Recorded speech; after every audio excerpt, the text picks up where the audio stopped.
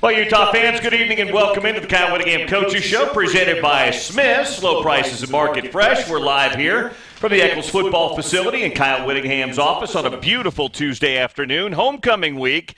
Thank you for tuning in tonight on our flagship radio home, ESPN 700. Of course, streaming live through the Utah Athletics YouTube channel. And let me get this right now.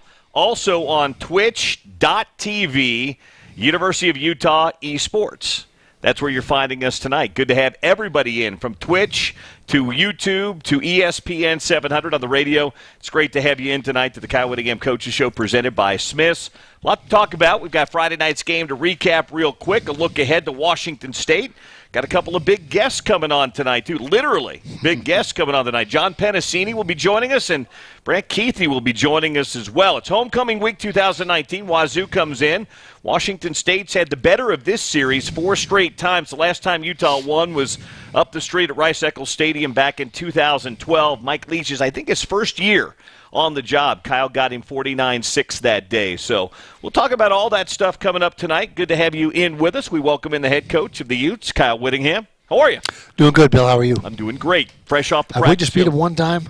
You have just beaten him. That Mike's been here. I think Mike's 4-1 against you, but you beat him the year before. Do you remember the snowstorm? That's right. The crazy game in Pullman where it was a clear first half. John White, yeah. You guys went into the locker room and came out, and we were doing the halftime show. And literally, as we're doing the halftime show, like 5 inches of snow fell in like 25 minutes. Right. It was crazy. And then Coleman Peterson came out and knocked that field goal. So you guys had the lead, and then Coleman made like a 46-yard field goal to win it in the snow. Right. Crazy. Right. John White had a heck of a game. Yeah, John White had a big game, and that was the game you guys knocked Connor Halliday around pretty good, That's too. Right. That's right. Yeah, he got sent to the hospital that day. So we'll talk about Washington State coming up. You just came off the practice field. It's really your first day on the field since the game, first big day of practice for you. How did it go out there today? Went well. Great attitude. This team is resilient. They'll bounce back. I got no doubt about that. Washington State, we're 2 teams in the same boat. Started out 3-0, then had a disappointing loss, and so this will be who can respond mentally. Which team can respond mentally better. And so, we hope it's us. We'll see. But based on today's practice, we're off to a good start. Couldn't ask for better weather. Fall set in here. You've had great weather. We'll see what happens on Saturday night. All right, you went back and looked at the game, the USC game on Friday night, and obviously talking to you after the game, you weren't very happy with several areas. But as you went back and watched the tape, what area do you think hurt you the most on Friday night? Not being able to finish drives in the red zone. Yeah, I think that there were 3 glaring things that we did not do well. Too many penalties. Right. And we didn't make enough plays on the ball in the secondary. But with those, notwithstanding those, if we score in the red zone, we still win the game. And so you got stopped on the 4th down just outside the red zone. Right. Then you got stopped on the goal line in the red zone. Then you had to kick a couple of field goals as well. And that turnover at the end of the first half was what I think you're alluding to. That was a momentum killer, and we should have gone in 17-14, and we had the ball coming out of the second half as well, but shoulda, woulda, coulda. We just didn't finish drives, and that's something that you got to do. Your touchdown, it's touchdown percentage in the red zone that matters. Field goals, they're nice, but you don't win games kicking field goals in the red zone. You got to put it in the end zone. Does a situation like that make you and Andy Ludwig rethink the shotgun and the zone read stuff that close to the goal line and not just lining up and going old school power, or that is what your identity is and that's what you do down there? Well, I think it's week to week. I think it depends on what the defense does. And, sure. And, we fortunately have the capability of doing both. We're under center as well as in shotgun. But I think, we did so many good things. And we moved the ball up and down the field. I had over 450 yards of offense, 240-something rushing. And if you'd have told me before the game, we'll rush for 240 and they'll rush for 15, I'd say game over. Because that usually is the tell of the tape. If you can, establish the run and then make sure that the opponents cannot run the football. Like, not only did you rush for 247, Kyle, but you rushed for 247 with your star running back only playing a small portion of that game. You got really good contributions from obviously Tyler, Devin Brumfield, Devontae Henry Cole ran it. Well, even Jordan Wilmore got in there and ran it for you a little bit too. So even after Zach went down, you guys were still able to run the football. We were, and then the jet sweeps with Jaden Dixon and Cove, I think, had 1 or 2. And I think Vickers may have had 1 too. Yeah. So that when Zach went out, it was a combined effort by several people to keep the rushing attack alive. You mentioned the big plays. Secondary gave up a number of big plays, right. But a number of big plays that it looked like, at least from my vantage point, again, you've watched the tape and the All-22, it looked like they were in position on a few of those to make plays, right. which is probably even more maddening for you that they were there and weren't able to make the play. Right, yeah, they just got a little bit disoriented and couldn't find the ball. And give credit to those receivers. That is an outstanding core of receivers that the Trojans have, and I'm confident every one of them will be in the NFL. You know, when they're all unfortunately underclassmen, but so they're going to be around a while, but they will play a long time. Speaking of the secondary, it looked like you made a switch at halftime. Tariq Lewis didn't take as many snaps in the second half. Josh Nurse came in. Right. Looked like Josh played pretty well. Was that fair? Yes, absolutely. Josh came in, and Josh has played well all season long. You know, he was just battling a nagging injury during practice the week before, and so we weren't sure how healthy he was going to be. And you know, at halftime he says, "Hey, I feel great. Let's go." So he started getting more playing time. Offensive line. Did it make progress? Is it making progress? It looked like there were times where there were some mistakes up front, obviously some penalties too. Yeah, incremental progress. Too many missed assignments, particularly the one on the goal line, the glaring one that caused the fumble. It was a missed assignment. We have a call that we make to get the line to respond in a certain way, and one guy didn't do that, and then we got hit in the backfield, and then we had some protection issues on twist games. You know, just basic twist games that nothing exotic, just a tackle and an end stunt that we turned loose 3 or 4 times. That being said, is it a matter of just getting those guys more reps together, you think? Exactly. You still feel good about the group up front? Yeah, we do, and I'm going to tell you right now, within a year or two, that line is going to be outstanding and off the charts good. That's how we hit the jackpot on a bunch of young guys that just aren't quite ready yet. What about in a week or two? We'll see. They're getting better. Right. They're getting better. So, sure. So we'll see. What was the message this week to the guys? I know you had a message after the game, but when you guys reconvened yesterday and went over things and you got back out on the field, what was kind of the message to the team this week with a loss in the opener of the Pac-12 season? Well, a couple things. Number one, you got to bounce back. You can't let this give you a hangover and let the old adage of not letting a team beat you twice. That's something we talked about. That last year we started out the same way, unfortunately, and didn't get an ideal start out of the gates, but ended up winning the South. So there's a lot of football left. We're only 4 games into a 12-game season, and so there's 2/3 of our season left, and our goals are still right in front of us, and we just got to make sure that we don't let this thing linger and have a negative impact. Yeah, that's that old adage you were talking about. You can't get beat by the same team twice. Right, exactly. So we'll see what happens this week with Washington State coming to town. They suffered a bit of a loss and a setback on Saturday night themselves. We'll talk about that coming up. We'll have John Penisini and Brant Kuithe coming by. By the way, Saturday's game being brought to you by America First Credit Union. Wherever your team's individual financial goals happen to be, America First has the products, tools, and services to help you all the way. Join a winning team at America First. We'll come back and talk a little bit about the other Cougars, the Washington State Cougars and Mike Leach. That'll be next. This is Utah Football from Learfield, IMG College.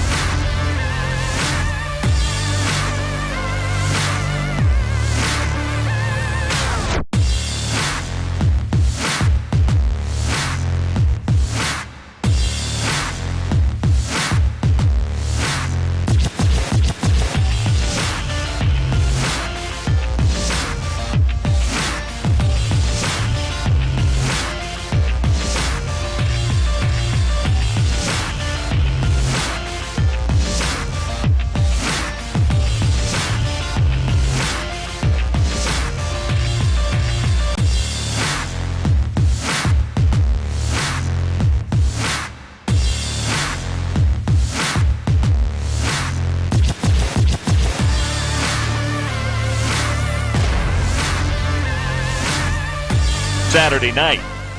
That was Jalen Dixon from Tyler Huntley. We welcome you back into the Coaches Show. By the way, you can listen to our broadcast Saturday night while watching from the comfort of your own TV or your own living room watching it on TV. Go to syncmygame.com. That's syncmygame.com.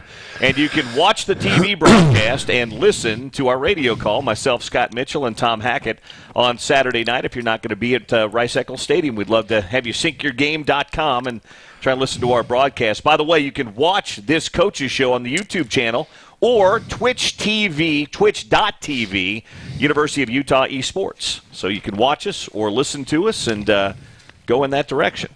Did you watch that Washington State game Saturday night? Every bit of it. I watched the second half. Well, I watched some of the first half, and they were out big, and then they got out big in the second half. It was 49-17, and Gardner Minshew's up there in his jorts hitting a gong, and they're high-fiving, and then all of a sudden I walked away for a bit, and I come back, and UCLA's got a couple of scores, and then they get a couple of more, and then all of a sudden things start to get a little tight. And right. Momentum's a funny thing in sports, isn't it, Kyle? It absolutely is. Sometimes you have it and you roll it, and then when you lose it, sometimes it's hard to get back again, isn't it? Very much so. And UCLA just got hot there in about mid-third quarter and proceeded to score pretty much every drive, and then a couple special teams. I think it was special teams. There was touchdown. A punt and a kick return. Yeah. So they were all of a sudden they ignited, and Washington State couldn't slow them down. Now UCLA couldn't slow Washington State down either. It was back and forth. It's one of those where pretty much the last team to have the ball, and it was I don't know what the record is.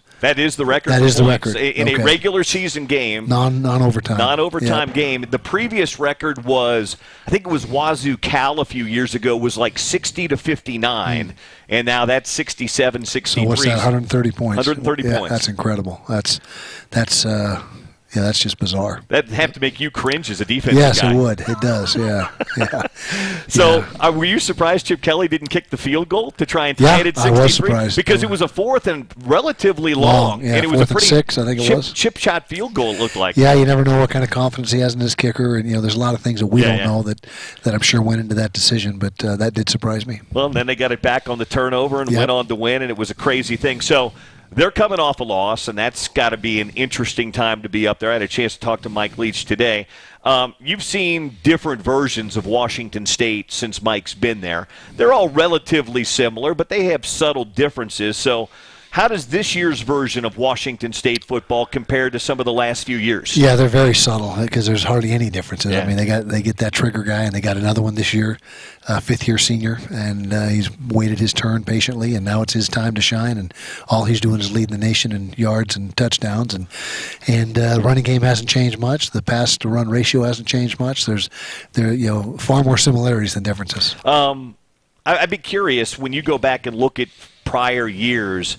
They've had your number the last few years. We talked about that. Why is it, do you think, they've given you guys some trouble? I know they give a lot of teams trouble, but you guys in particular. Well, that's a good question. I don't know. And we had a pretty good plan, I thought, last year and gave up 28. Usually if you hold them to 28, you're going to win. Yeah.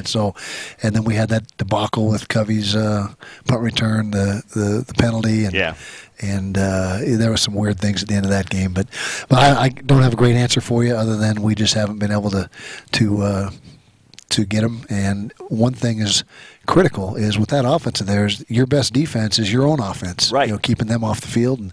And our offense has done a great job of controlling the clock and making first downs and possessing the football, which will be huge in a game like this. Well, you did that last year. You were the first half, I think they scored 21. They had 14 right out of the gates. You held them scoreless until that last busted coverage at the end of the game. But I think going back to what you were referring to, you guys really ran the ball a lot from about mid-second quarter all the way through the end of the ball game and kept them off the field. Yep, we did, and that's the most effective way. Like I said, the same thing when you play Air Force. You want to keep the ball away from that wishbone offense and controlling the football and making first downs. Making a bunch of first downs. To win this game, we need to have upwards of 25 first downs. First of all, he had Connor Halliday. Then he had Luke Falk. Then last year, Gardner Minshew kind of came out of nowhere. He was supposed to be analyzing plays for Nick Saban at Alabama. Now he's in the NFL as a starter for the Jaguars. And now he's got this kid, Anthony Gordon, who's been in the program for a few years, almost said beat out Minshew a year ago. is what does Gordon do, or does he do much the same that Minshew and Falk did? Well, much the same. He's very accurate. Okay. He's poised in the pocket. He's got a great sense of feeling the rush. Keeps his eyes downfield. He seems to be a really calm, collected guy. Nothing really phases him. He just kind of sits back there, just very nonchalant, and flicks the ball around. And he's got decent size, 6'2", 6'3", a couple 100 pounds, and or 190, whatever he is. But and they do a great job protecting him. That's something that goes a little bit under the radar of Washington State. Is the great job their O-line does. You've known Mike for a long time, and you've coached against him now the last few years. Whether he was a coordinator at Oklahoma or a head coach at Texas Tech or a head coach now at Wazzu, he's kind of a quarterback whisperer. Yeah, he is. What is it about him? Because you know him a little bit. What is it about his personality or his kind of mindset that makes him so good at not only finding guys, but then getting big numbers out of guys? Yeah, well, I wish I had the answer. I've never been around him while he's coaching Gotcha. and seen him in action. But, we had him in here when he was at that hiatus between Tech and Washington State. We brought him in here to clinic us a little bit, and he's an outstanding teacher as far as just clinicking coaches. And the bottom line is he's been doing the same thing so long that there's nothing he hasn't seen, nothing he hasn't come across, no situation that he hasn't encountered. And he just does a great job of preparing his quarterback and having him see everything. And it's very simplistic. There's not a lot of plays to it. There's not a lot of plays. The plays are sophisticated, but there's not a lot of plays. It's just finding open spots and mesh routes and that type of stuff. We'll talk more about Wazzu coming up. We've got a player feature coming up here, player spotlight coming up. John Penisini's coming in here in a second. And I guess walk us back to when you guys found John. I don't know if you were recruiting him when he was out at West Jordan or not. He goes to Snow College. He doesn't even play his last year at Snow because I think he got hurt or something. But what's he meant to your program since he's been here? John's been a stalwart on that defensive line, and this is his time to shine. He's split time the last couple of years, but this is his time to be the full-time starter. Now, that being said, we still spell those guys and right. excuse me, give him a break here and there. But he has only got one speed at practice. He is completely his motor is always running. He's completely tuned into what he's doing, and he's always got a smile on his face. He's always smiling out there. He loves what he's doing. Tell you what, that's the case with most of those guys. Lecky's kind of that way too. They're not smiling much in the game, but they're smiling a lot when they're not in the game. Right. Go get yourself a Claritin. We'll get you back here in a little while. That hack you hear is allergies. Flaring their ugly head here on Kyle Whittingham. So we're going to let him go get himself an allergy pill. We'll talk to John Penisini coming up next and remind you that Anheuser-Busch and Bud Light are proud sponsors of Utah football. Keep it crisp, the Utes, with the Utes, and please drink responsible with Bud Light. We'll come back on the other side, talk to John Penisini here on the Coaches Show, presented by Smith's from Learfield, IMG College.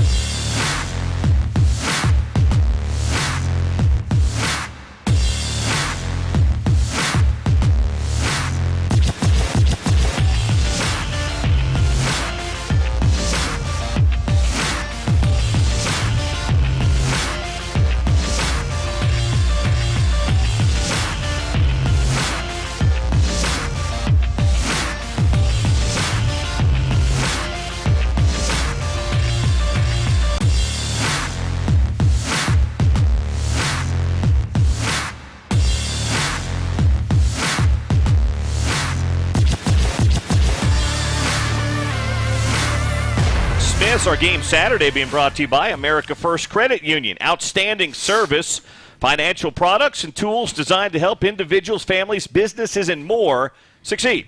It's easy to see why they're Utah's #1 credit union at America First. We welcome you back into the show, our first of 2 player spotlights with one of my favorite guys. Always got a big old smile on his face. That's John Penisini. Somebody's phone's ringing in the background, John. By the way, a year ago, John had to do the coaches show, and we were in the other room, and John came up to me, and he's like, oh, man, I am nervous. I don't want to do this. A year later, you came rolling in. You're like, hey, man, what are we doing? It's amazing what a year will do, huh? Yeah, yes, sir. Just got to get used to it. You've been interviewed a whole lot more over the last year, haven't you? Yeah, kind of got used to it over the years. I'd say so. You're not nervous anymore? No, not at all. Even with these cameras and all the lights and everybody on radio? A little bit with the lights. Pretty bright. All right, let's go back in time. I was just asking Coach Kuithe about this. You're playing high school football at West Jordan High School. Yes, sir. Then you head to Snow College. When did you realize that Utah might be a real possibility for you? That that there's a good chance you might be able to come up to the U and play some football? Well, for me, I always thought it was from high school, but since I knew my situation in high school was, I was pretty late on academics, so my whole goal was to just go to Snow and try and get out as fast as I can. Right. I heard about Star and Sunia and them, how they played 1 year and left to the U, and I wanted to be just like them. And, yeah, I always had it in my mind that I was going to be here.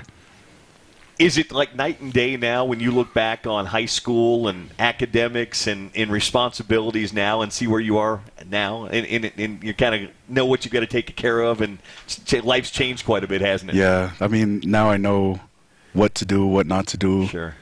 Definitely grew up over the years, and I wish I had that back then. I would have been up here like freshman year. Yeah, but it's what I always say. Life, everybody's got a different path. And it taught you lessons, right? Yes, sir. And now you understand it and you respect it a little bit more. So you get here to Utah. What's it like to be part of the famed defensive line at the university? So much history in this school with defensive linemen, guys that have gone on to the league, guys that have played here. What's it like to be part of that rich tradition and history here? Man, it's a dream come true. Every time people ask me this question, it's always like, it's finally come true. Yeah. I've been wishing and dreaming of this moment just to be here. And when I first got here, the older boys, Flip and Lowell, they pretty much like laid down this is what you do, this is how we do it. And, just fell in love with the program. But I've always said that that's one of the things about this program in general, whether it's defensive line or wide receivers or running backs or whatever it might be. Coach Kuithe, I think, has created a program where the players kind of regulate it. You guys in the locker room, the older guys set the tone for the younger guys, and then those younger guys become older guys. Not every program's like that. I'm sure you've got friends that have played other places, and it's not quite like that. But do you guys take pride in kind of setting the tone and being the regulators in the locker room? Yes, sir. I mean, we say this in the defensive line room with the D tackles, and we lead the team. And that's always our mindset, is we lead the team in whatever it is, academics, on the field, in games or whatever. But, yeah, that's always how it's been since I got here, always pushing each other, telling each other break the stack, and keeping each other accountable.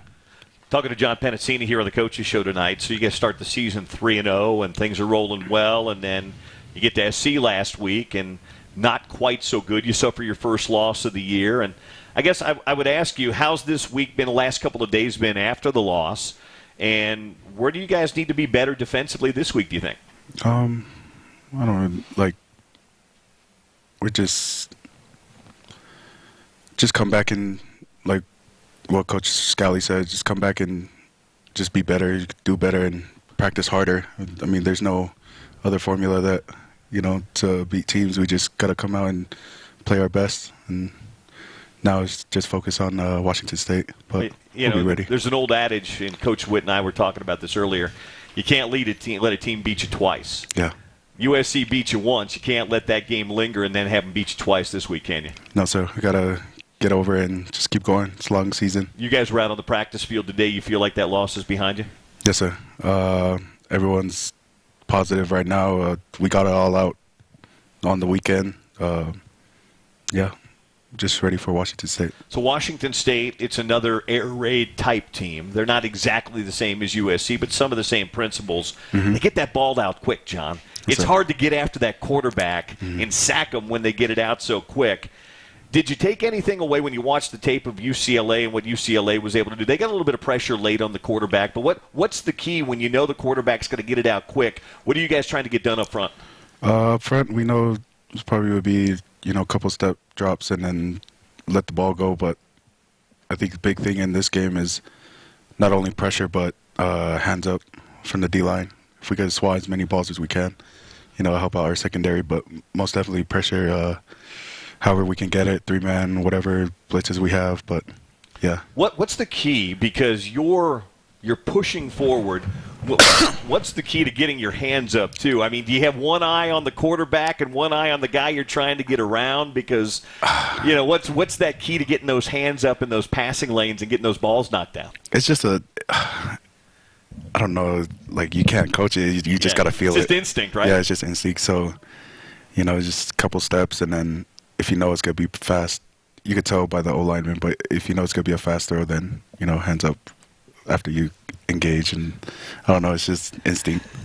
All right, you got a lot of football to play this year, 8 more regular season games plus whatever happens after that. But how much have you thought about next year and the possibilities of playing in the NFL? And has that been a dream of yours to be able to go on and play? Because you certainly have the skill set, John, and people have taken notice, certainly, and you know that too. But what would it mean for you if you got that chance to play on the next level next year? It would be a dream come true. But, I can't always look to the future. It all starts like now, and what I do now in order to build up to whatever is on in the future for me. But, yeah, that would be a dream come true. Well, hard work this year, continued hard work will help that dream come true. Thanks for coming by tonight. Yes, sir. Thanks for having me. Good to see you, John. John Penisini with us here on the Coaches Show tonight. We'll come back. We'll go from the defensive side of the football to the offensive side of the football, and a guy that's having another good start to his season, Brant Kuithe, tight end, will join us on the other side on the Coaches Show, presented by Smith's right here from Learfield, IMG College.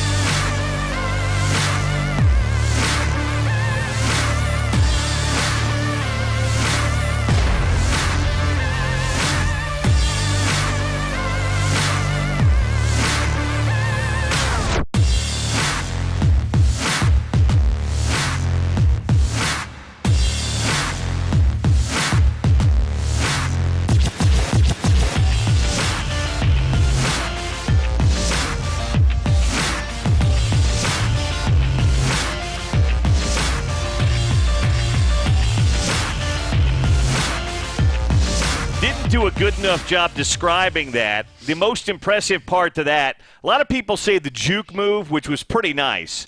But I still say it was keeping the momentum from carrying him out of bounds, staying in bounds, and then staying up the side. Brant Kuithe, by the way, joining us here on the Coaches Show tonight, sophomore tight end out of Katy, Texas, Houston, Texas area. How are you? I'm good. How are you? I'm doing fantastic. So I think I asked you about that after the game, but you kind of wheel out up that sideline. That's a good route for you. Yeah. You've run that on both sidelines the last couple of years. That's going to be a fun route for you. Oh, definitely. It gives me some flavor in my route running and just give me an option to go man-on-man with the safety and sometimes the linebacker if he splits off and goes man on me. So it's great just be in the spotlight and be able to just get the opportunity to get the ball out in space. So and it's also a route where you're not going to get hit very much. It's not like going over the middle where you might run into a safety or a linebacker or both.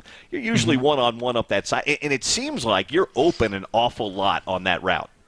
Yeah, it just I wouldn't say it's on me. It's the receiver running a post route to clear it up, get the safety, and also just selling the flat also because see the linebacker go to the flat, he's going to take your eyes off you. So just selling the overall route and just getting upfield as fast as you can and hopefully getting the ball if you're open. For those that don't know, Brant also has a twin brother named Blake who plays for the University of Utah. First of all, I've always thought, and I know you've been asked this all your life about the twin thing, but you've got a twin brother who's also a football player. You've got a twin brother who's also at the University of Utah playing football too. So yes, sir. What's that like? I mean, you guys have been together your entire lives, and then you go to college together too.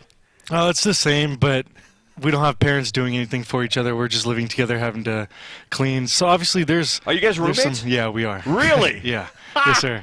But there's some ups and downs. Sometimes I don't want to do something that I should do, but we make it work for the most part. Blake is a defensive end. Brant is a tight end. Who's the better athlete? I have to say me, just If because, you just said in general, him, yeah. I would question that. Of course, for just a minute. Hoops games, wrestling matches, things growing up. I've got a brother who's 4 years younger than me, and I would just beat the living heck out of him. And even when we got bigger, I'd never let him win. You guys are the same age, separated by minutes. Yeah. Who would get the better of each other, or was it a back and forth thing?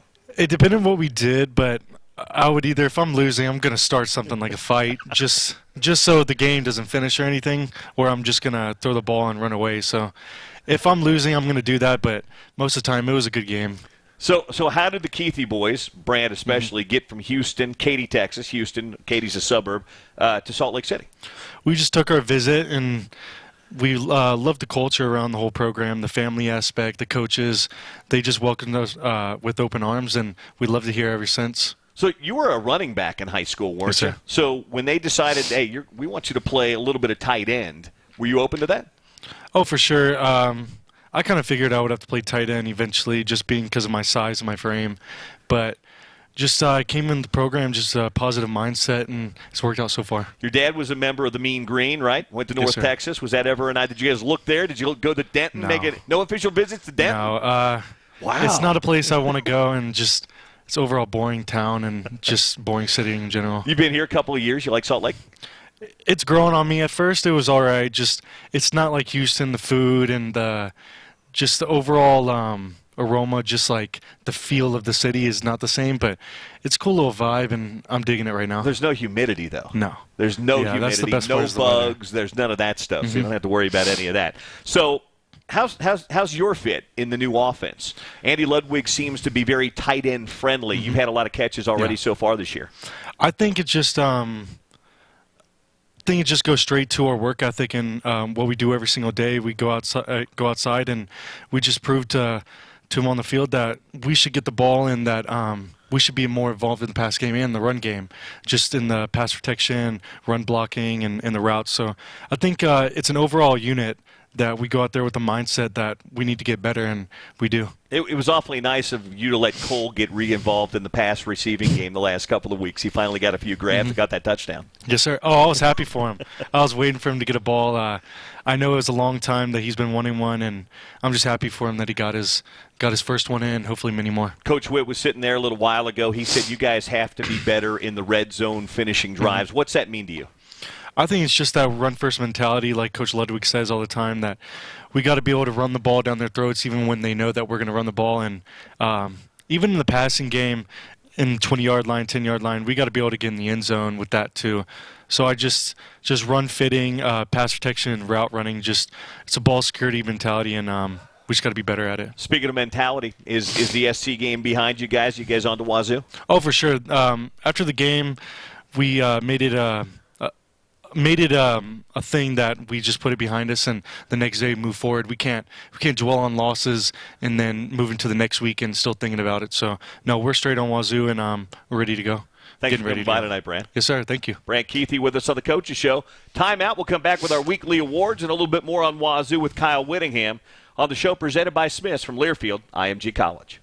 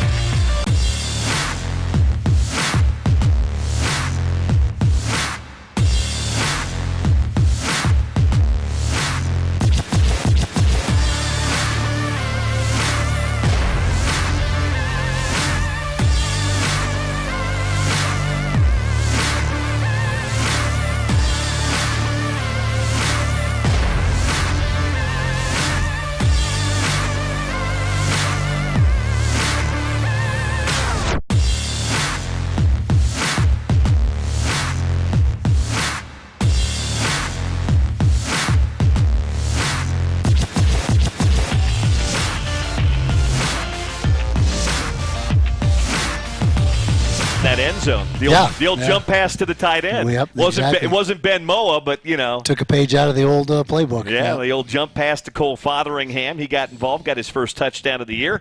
Our broadcast, and that touchdown, by the way, Friday, and all of our touchdowns this year brought to you by Pepsi and Code Red. That's Pepsi Code Red touchdowns. Get some friends, get in the game. Pepsi's a proud partner of Utah Athletics. We're back here on the Coaches Show with Kyle. Let's do our weekly awards here. Let's kind of get those knocked out of the way. We need a Team Utah Player of the Week for you guys last week. Your overall kind of MVP of the game. Okay, let me think about that for a second. Tyler played outstanding again. Boy, he was an absolute warrior. He was, and I would have to say Tyler. Okay, Tyler Huntley was good. Wasn't his best stat line, but boy, if you watch that game, he kept so many plays and drives alive, took a lot of hits, delivered balls. Yep. He was really, really good. He is a warrior, you're right. So it'll be brought to you by our friends at University of Utah Health, 16 convenient neighborhood health centers, game plan for your family's health.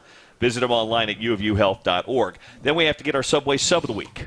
To me, that's an easy one. Devin Brumfield came in and really did some nice things and ran the football hard, caught a couple balls. He was outstanding on special teams, too. I don't know if you noticed he was on kickoff cover and he's on the kickoff return unit. But anyways, with what he did and what he brought to the table when Zach went down was huge for us. Yeah, so Devin Brumfield will be our Subway Sub of the Week this week. Get a footlong at Subway. Get 2 chips. The Subway footlong of the day. Get chips, 2 cookies, and a drink for free from Subway.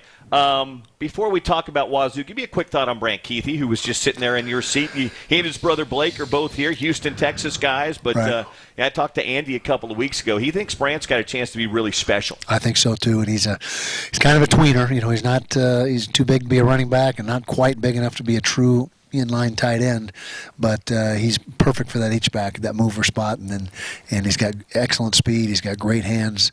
6'2", 230, so he's a tough matchup, and he's becoming a better blocker. His blocking is improving, but he's just a true sophomore, and I think that we think that he's got a bright future ahead and could be a special player very soon. I was trying to rack my brain. Have you recruited any other twins that you can recall here?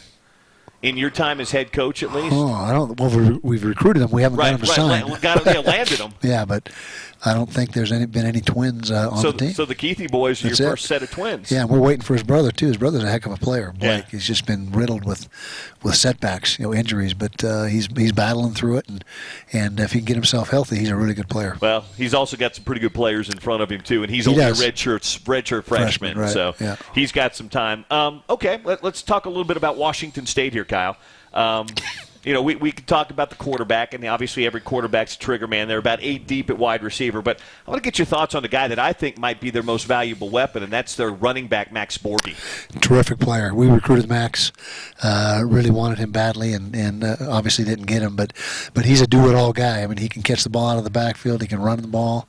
He's tough. He's elusive.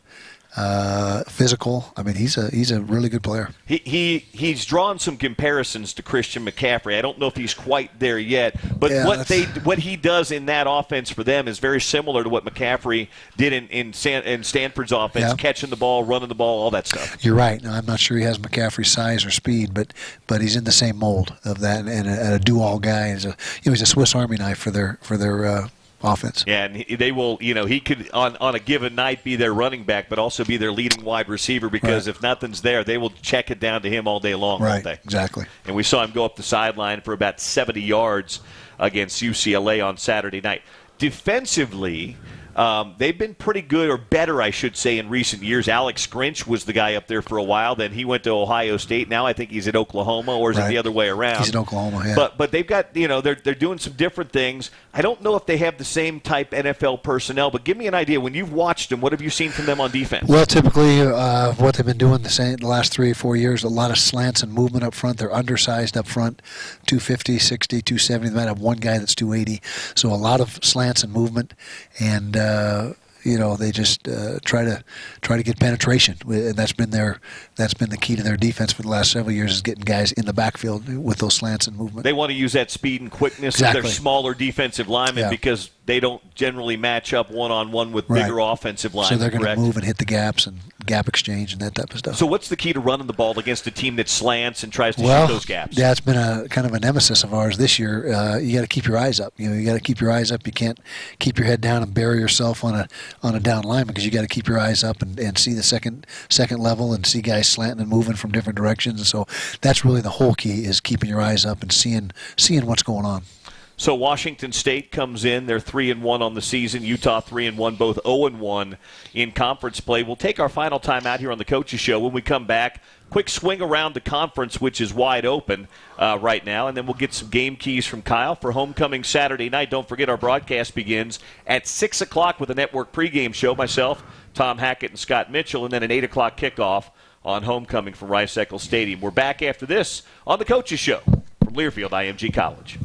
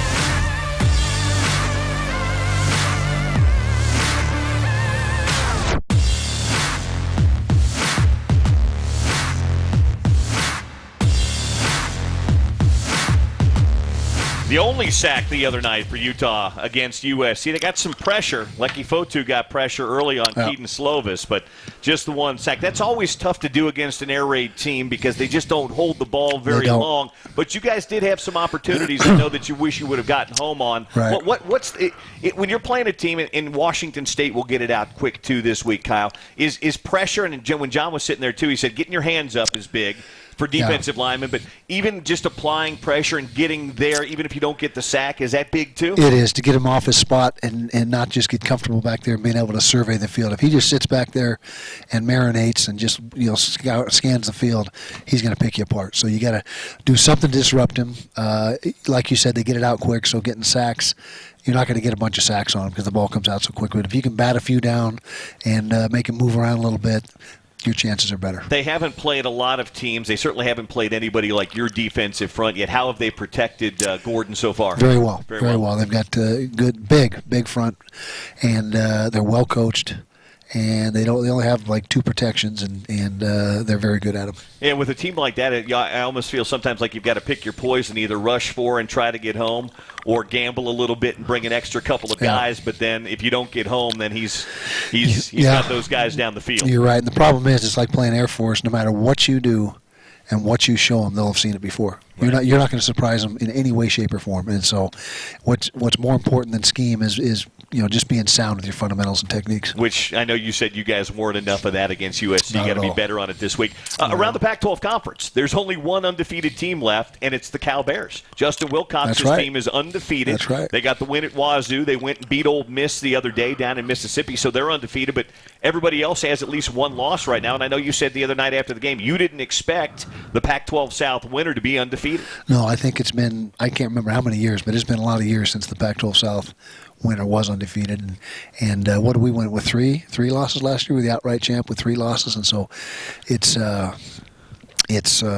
competitive. It's you use the word parity, I guess. What the NFL strives for, we got in the Pac-12 because it's very balanced, and it hurts us. It hurts us in the big national scene, but there's nothing we can do about that. Well, I saw somebody tweet out the other day, nobody eats their own like the Pac-12 because the Pac-12 certainly does. That's a great example of that. Yeah. All right, before you go, give me a big key for you guys. Okay, well, it's going to be the same 3 things we didn't do the other night. We got to have far less penalties.